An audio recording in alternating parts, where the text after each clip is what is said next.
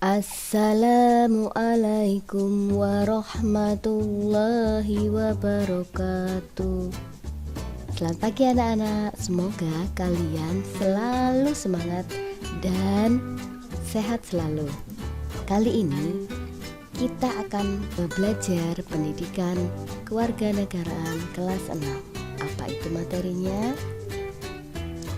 Ya, materi kali ini kita sudah memasuki tema 3, tokoh dan penemuan, dengan materi pelaksanaan nilai-nilai Pancasila.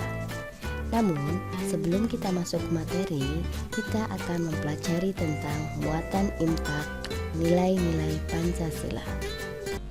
Kali ini kita akan masuk ke muatan impak. Ternyata Pancasila sebelum dirumuskan mengacu pada surat dalam Al-Quran. Misalkan saja, sila pertama itu mengacu pada surat Al-Ikhlas ayat 1. Katakanlah Muhammad dialah Allah yang Maha Esa. Kemudian sila kedua yaitu kemanusiaan yang adil dan beradab itu mengacu pada surat An-Nisa ayat 135 yang intinya, wahai orang-orang yang beriman, jadilah kamu penegak keadilan menjadi saksi karena Allah Subhanahu wa Ta'ala. Kemudian sila yang ketiga, Persatuan Indonesia mengacu pada surat Al-Quran Al-Hujurat ayat 13 yang isinya, kemudian kami jadikan kamu berbangsa-bangsa dan bersuku-suku agar kamu saling mengenal. Kemudian sila keempat tentang permusyawaratan mengacu pada surat Al-Quran Asy-Syura ayat 38 yang isinya tentang sedang urusan mereka diputuskan dengan musyawarah antara mereka. Dan sila yang terakhir yaitu sila kelima, keadilan sosial mengacu pada surat An-Nahl ayat 90 yang isinya tentang sesungguhnya Allah menyuruh kamu berlaku adil dan berbuat kebajikan. Baik, langsung saja kita masuk ke pembahasan. Isi Pancasila itu ada 5. Tentunya kalian biasa membaca ini ketika upacara di hari Senin.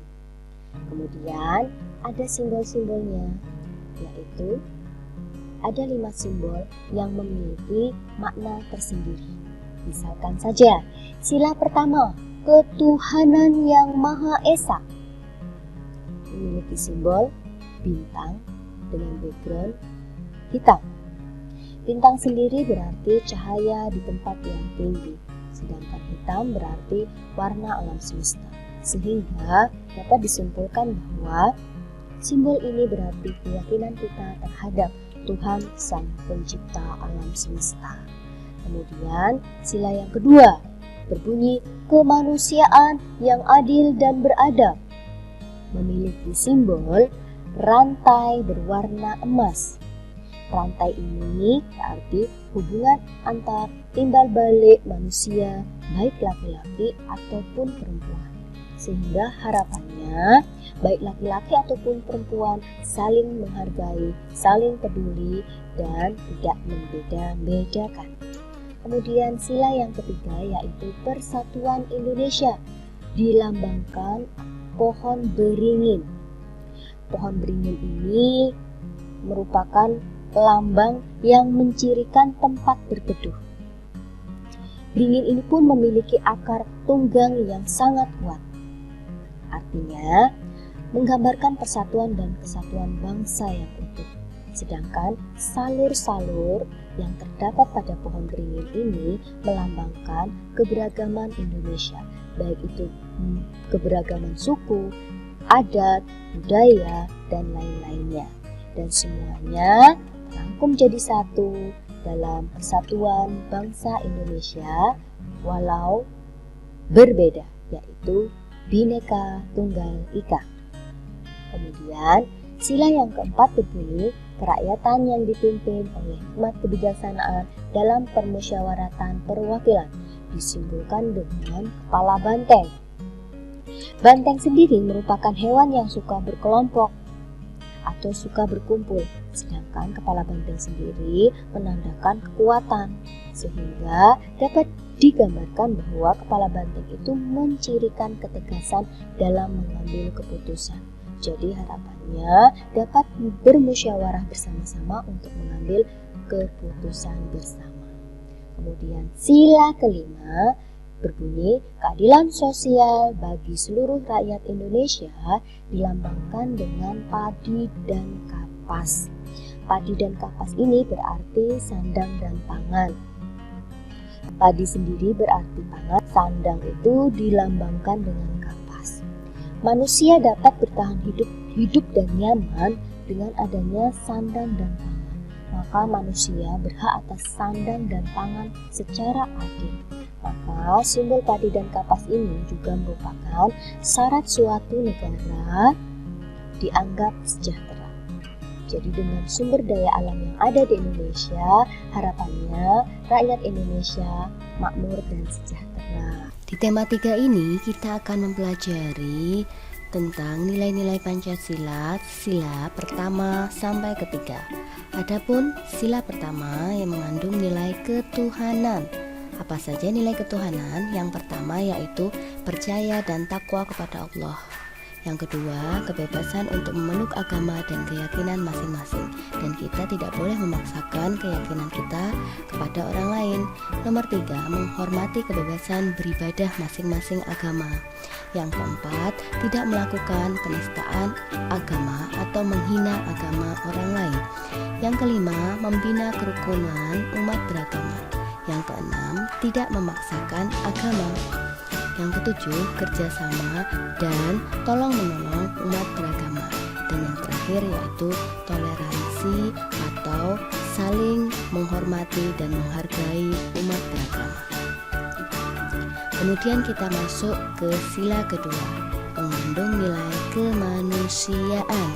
Adapun nilai kemanusiaan yang terdapat pada sila kedua yaitu mengakui persamaan derajat, hak dan kewajiban sesama manusia.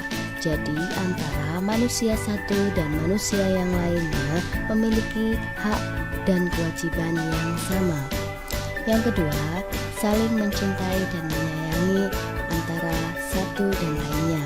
Yang ketiga, mengembangkan tenggang rasa atau tepos lirot. Tepos lirot itu juga memiliki arti menghargai perasaan orang lain agar tidak tersinggung, menghargainya dan menghormatinya sehingga tercipta kedamaian dan kerukunan. Selanjutnya yaitu tidak semena-mena. Dan kelima, menjunjung tinggi nilai kemanusiaan. Keenam, gemar melakukan kegiatan kemanusiaan atau bakti sosial. Ketujuh, berani membela kebenaran dan keadilan. Dan yang terakhir, menghargai dan menghormati golongan dan bangsa. Selanjutnya kita masuk ke sila ketiga, mengandung nilai persatuan.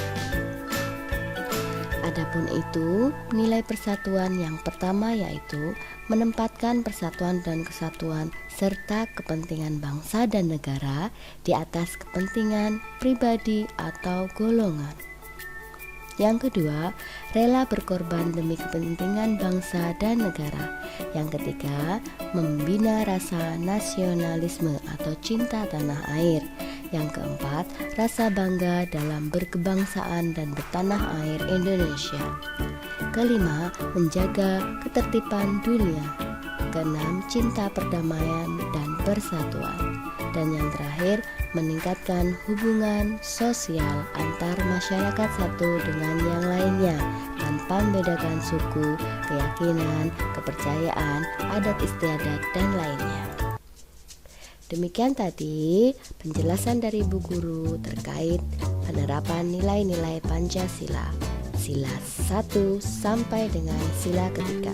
Untuk sila keempat dan kelima akan dibahas lebih detail pada tema kelima. Demikian penjelasan Bu Setri. Wassalamualaikum warahmatullahi wabarakatuh. Semoga bermanfaat bagi kalian. Terima kasih. Dadah.